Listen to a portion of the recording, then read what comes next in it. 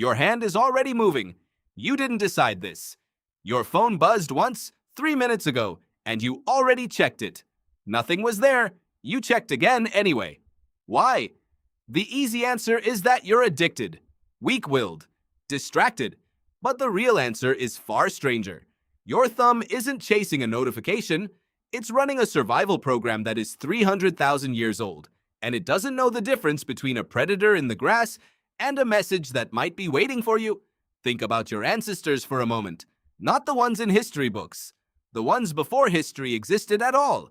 They lived in small bands, maybe 30 people, maybe 50. Every one of those people mattered. A shift in someone's mood could mean an alliance was breaking. A hushed conversation across the fire could mean danger or opportunity or betrayal. Missing that information wasn't a small cost.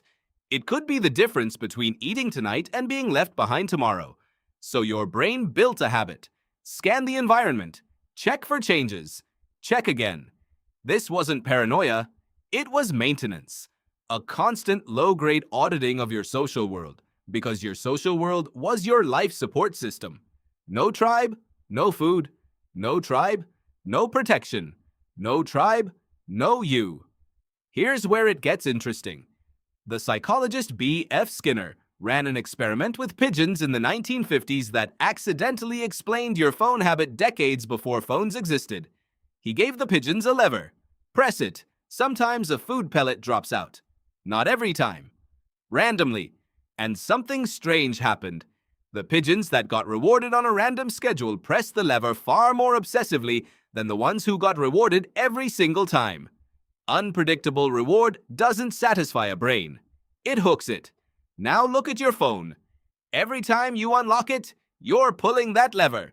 Sometimes there's a message. Sometimes there's nothing. You never know which one it will be. That uncertainty isn't a flaw in the design. It's the entire design. Your ancestors' brains were built to chase uncertain but socially important information because in their world, that information kept them alive. Your phone just found the oldest button in your skull and started pressing it over and over thousands of times a day. But this isn't only about reward. There's a second, older layer underneath it. Vigilance. Imagine sitting at a fire 60,000 years ago. It's dark. You hear a branch snap outside the light. What do? You don't finish your thought first. You don't decide it's probably nothing. You look, immediately, every time. The humans who didn't look, who stayed absorbed in whatever they were doing, tended not to pass on their genes.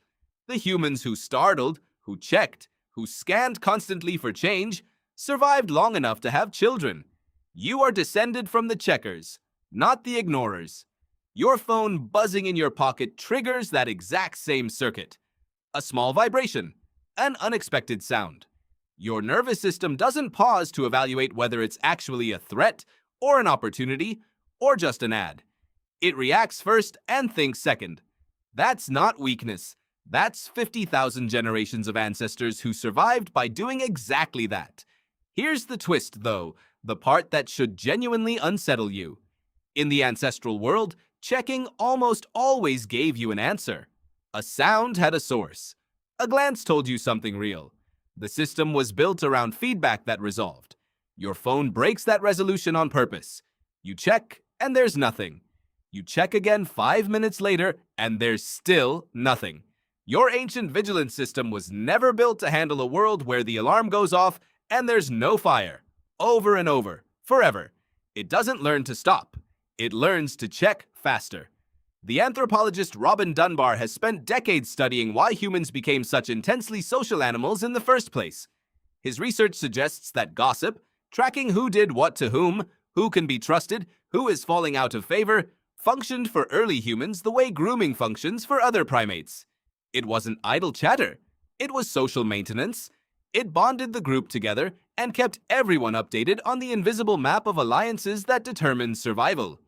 Dunbar's work helps explain why your brain treats a text message thread with the same seriousness your ancestors gave to news around the fire. You're not checking a screen, you're checking the tribe. And that's exactly what makes this so hard to resist. It isn't shallow. It's not really about entertainment at all. It's about status, belonging, and threat. 3 things your nervous system was built across millions of years to never, ever ignore. There's a third piece of research worth sitting with here. Evolutionary psychologists Leda, Cosmides, and Tooby have argued that the human mind isn't one general-purpose thinking machine. It's a collection of idiocy. It's a collection of specialized modules, each shaped by a specific ancestral problem. One of those modules is built entirely for social monitoring, constantly tracking who is doing what, who might be a threat, who might be an ally. That module doesn't know what a smartphone is. It only knows that new social information just became available, and that ignoring social information was, for nearly all of human history, dangerous. So when your phone lights up, you're not fighting a bad habit. You're fighting a module that kept your ancestors alive by making sure they never, ever stopped paying attention to their people. Does that mean you're powerless? Not exactly, but it does mean the shame you feel about checking your phone constantly is aimed at the wrong target. You're not broken. You're ancient. Your hardware is running software it was never designed for in an environment engineered by people who studied Skinner's pigeons very, very closely. Think about how modern platforms are built. Infinite scroll removes the natural stopping point your ancestors always had, the bottom of the waterhole, the edge of the clearing. Notification badges mimic the exact unpredictability that made Skinner's pigeons press their lever obsessively.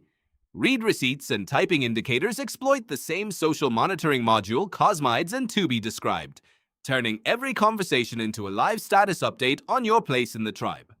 None of this is accidental. It's ancient psychology, precisely reverse engineered. So what do you actually do with this? You don't need more willpower. Willpower was never the right tool for this problem, because the urge to check isn't coming from a place willpower can reach. It's coming from a threat detection system and a social bonding system, both of which think they're protecting you. What actually works is changing the environment the way your ancestors couldn't. Silence the buzz. Remove the badge. Put the phone in another room while you sleep, the way your ancestors would have kept watch in shifts, then fully rested when it wasn't their turn. You can't out-willpower 300,000 years of evolution, but you can stop leaving the lever within reach. There's something almost tender in all of this, if you let yourself see it.